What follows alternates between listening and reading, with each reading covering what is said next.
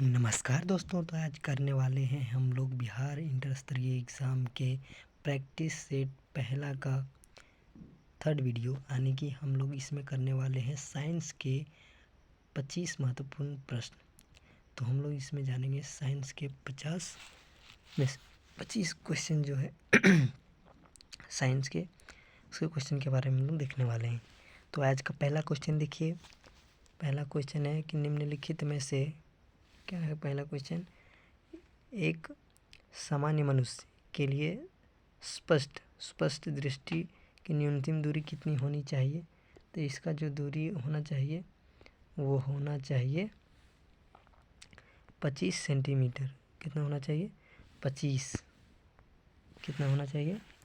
25 centimetre होनी चाहिए। ठीक है। तो अगला क्वेश्चन देखते हैं हम लोग कि कार रेडिएटर में पानी का प्रयोग निम्नलिखित में से उसके किस कारण से किया जाता है। तो किस कारण से किया जाता है?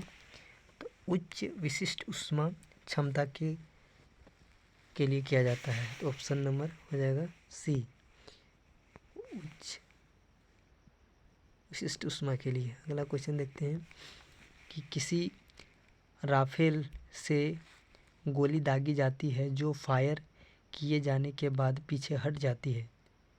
उस गोली के प्रति राइफल का गतिज ऊर्जा अनुपात निम्नलिखित में से कितना होता है। तो कितना होता है दोस्तों? तो इसका जो होता है 1 के अनुपात में होता है। निम्नलिखित कितना होता है? तो 1 होता है। 1 होता है। इसका आंसर हो जाएगा बी। ठीक है। अगला क्वेश्चन देखते हैं कि रेडियो तरंगों के संचरण के लिए प्रयुक्त वायुमंडल स्तर क्या है। तो रेडियो तरंग के लिए संचरित होने के लिए वायुमंडल का आयन मंडल जो है होता है। ठीक है। अगर हम वायुमंडल की बात करें तो वायुमंडल टोटल कितना होता है। देखिए, इस तरह का वायुमंडल होता है। इसमें सबसे नीचे होता है उसे क्षोभ मंडल कहते हैं। क्या कहते हैं? क्षोभ मंडल के बाद समताप मंडल होता है। क्या होता है? समताप मंडल होता है। उसके बाद मध्य मंडल होता है। उसके बाद आयन मंडल होता है। क्या होता है? आयन मंडल होता है। उसके बाद ऊपर में क्या होता है? बाह्य मंडल होता है। ठीक है। अगला क्वेश्चन देखते हैं हम लोग। अगला क्वेश्चन क्या है कि प्रवर्धकों में ऋणात्मक पुनर्भरण होगा। इसका बेड की चौड़ाई को बढ़ाता है और शोर को घटाता है, या बेड की चौड़ाई को घटाता है और शोर को घटाता है। बेड की चौड़ाई को बढ़ाता है और शोर को बढ़ाता है। बेड की चौड़ाई को घटाता है और शोर को बढ़ाता है। तो 55 का आंसर जो हो जाएगा वो हो जाएगा 3, यानी कि बेड की चौड़ाई को बढ़ाता है और शोर को घटाता है। Option number 3 is the right answer. Okay. आगे देखते हैं कि विद्युत धारा से लगी आग को बुझाने के लिए जल का प्रयोग नहीं किया जाता है। क्यों नहीं किया जाता है? क्योंकि इसमें उससे इलेक्ट्रोशून्यसन हो जाता है। क्या हो जाता है? इलेक्ट्रोक्यूशन हो जाता है। Option number A.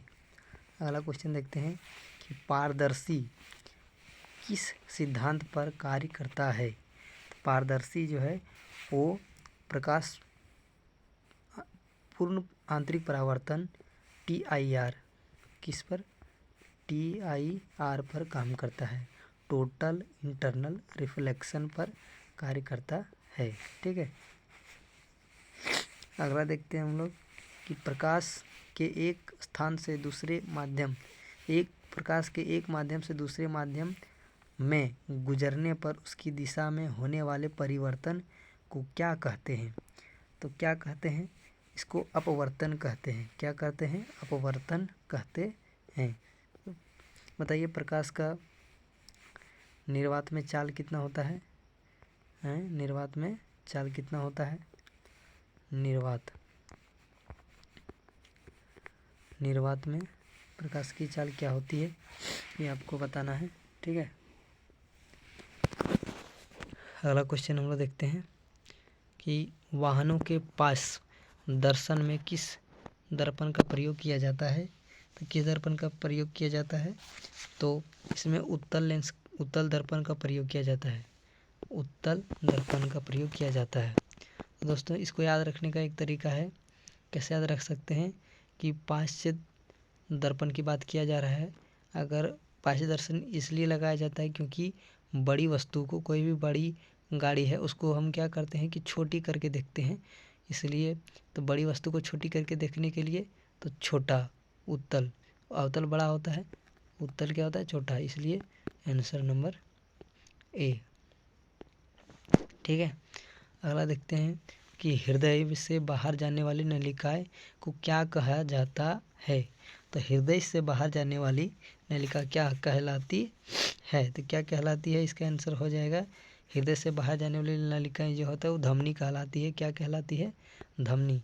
धमनी में कौन सी रक्त स्रावित होती है, तो ध्वनि से शुद्ध रक्त, ध्वनि से शुद्ध रक्त प्रवाहित होता है। और शिरा से कौन सा, शिरा से अशुद्ध रक्त होता है। कौन सा होता है, अशुद्ध रक्त होता है।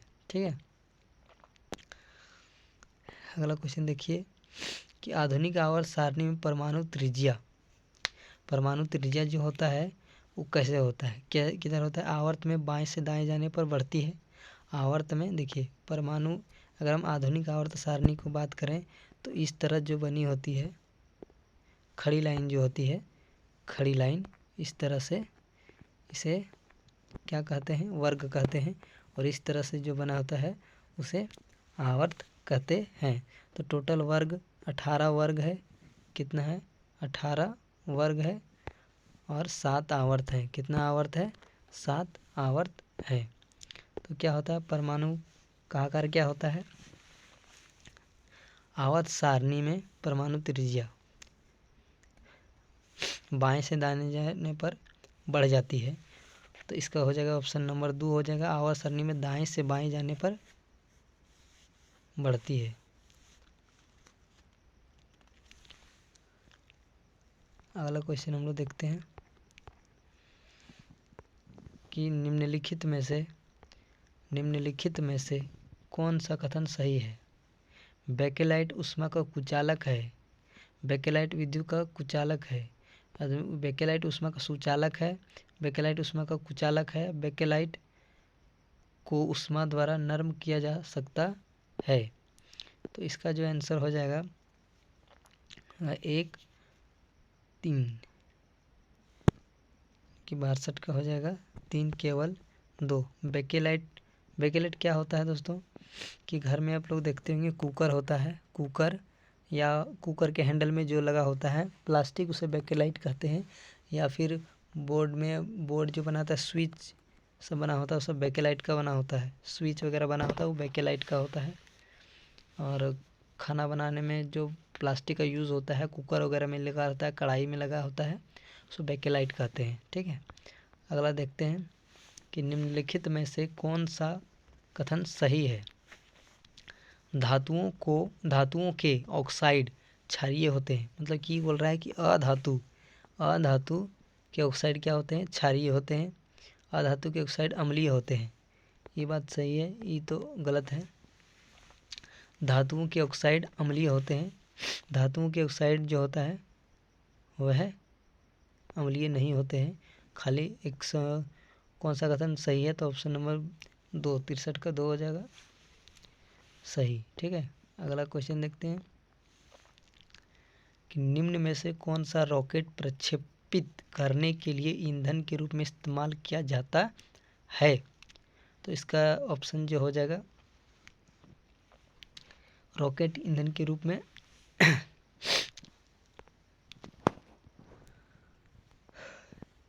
ऑप्शन नंबर मिट्टी का तेल,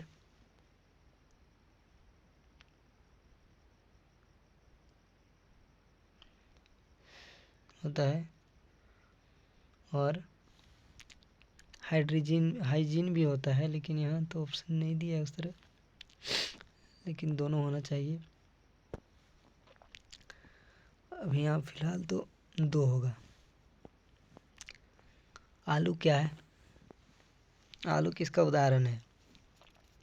आलू जो है वो कंद का उदाहरण है। कंद का आलू उदाहरण है। अगला क्वेश्चन है कि पौधे का कौन सा भाग केसर देता है? तो इसका आंसर हो जाएगा बी, पंखुड़ी। पंखुड़ी जो होता है वो केसर होता है। ठीक है, अगला क्वेश्चन देखते हैं।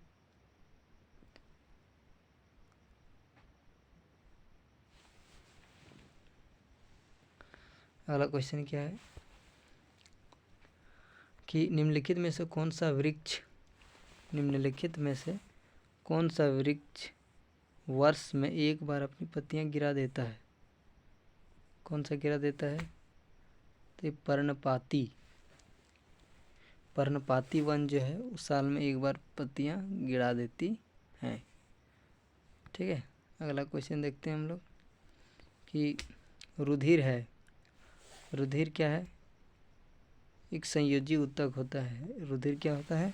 संयोजी ऊतक होता है। रुधिर में क्या होता है? ब्लड में क्या क्या होता है? ब्लड की बात की जाए अगर, तो इसमें क्या क्या होता है बताइए? ब्लड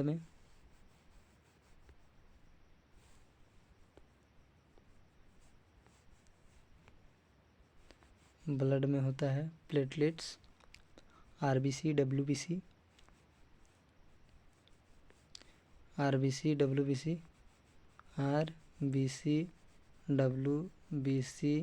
और प्लेटलेट्स। ठीक है, अगला क्वेश्चन देखते हैं। हार्मोन के रूप में कार्य करने वाले प्रोटीन का उदाहरण है? तो हो जाएगा ऑप्शन नंबर बी, 69 का हो जाएगा बी। क्या हो जाएगा? ऑक्सीटोसिन। अगला क्वेश्चन देखते हैं हम लोग कि निम्नलिखित में से किस हार्मोन को आपातकालीन हार्मोन कहते हैं? तो यह हो जाता है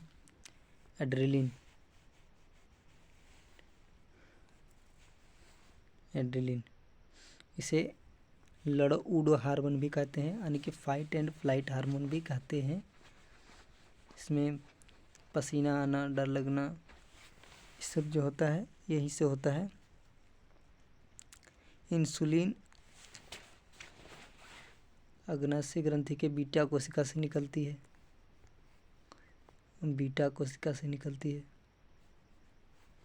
ठीक है, लीवर किससे भरपूर स्रोत है? लीवर जो है वो किससे भरपूर स्रोत है? तो लीवर जो है वो प्रोटीन से बड़ा स्रोत है। ठीक है, पृथ्वी अपने अक्ष पर कितनी अनति पर घूमती है? 23.5 डिग्री।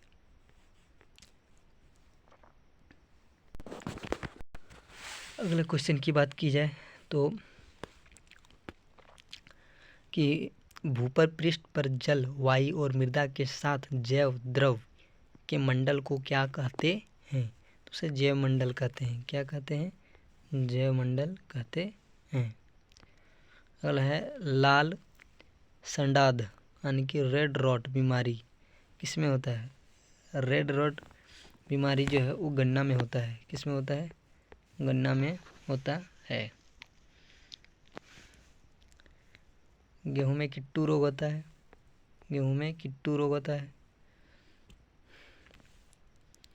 धान का चित्ती रोग जो है वो जस्ता के कारण होता है।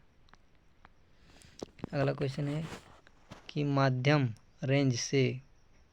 रेंज के मौसम पूर्वानुमान के लिए भारत द्वारा सबसे पहले कौन सा सुपर कंप्यूटर खरीदा गया था? तो कौन सा खरीदा गया था? तो क्रे XMP-14 को खरीदा गया था।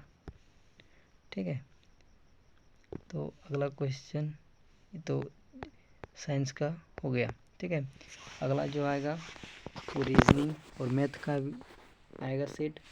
तो आप लोग को वीडियो कैसा लगा कमेंट में ज़रूर बताएं और ज़्यादा से ज़्यादा क्वेश्चन अटेम्प्ट करने का कोशिश करें। मिलते हैं अगले वीडियो में।